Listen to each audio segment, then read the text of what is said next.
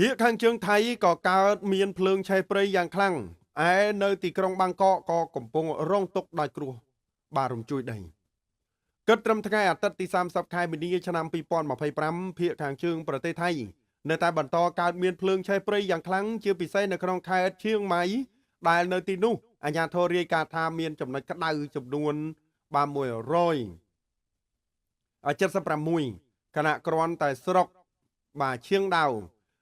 Tại anh miền chấm nói cái đau đó từ 28 ទៅហើយបង្ខំឲ្យមានការជម្លៀសពលរដ្ឋជាបន្ទាន់យ៉ាងច្រើននេះតាមការពិតទៅអាគីភ័យបានឆាបឆេះតែពីពាក់កណ្ដាលខែមីនាមកម្លេះប៉ុន្តែស្ថានភាពហាក់ធ្ងន់ធ្ងរដោយសារតែស្ថានដីមានលក្ខណៈស្ងួតនិងមានខ្យល់បក់ខ្លាំង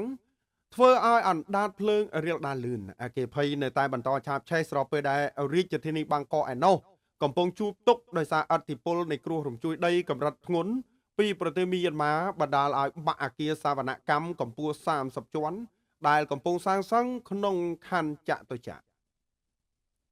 គិតត្រឹមថ្ងៃអាទិត្យក្រុមអ្នករុករកឃើញមនុស្សស្លាប់ចំនួន9នាក់ពីការបាក់អគារនេះខណៈ78នាក់បាត់ខ្លួនប៉ុន្តែគេបានរកឃើញសញ្ញានៃជីវិតមនុស្សចំនួន15នាក់ដែលកប់ក្រោមអគារបាក់បែក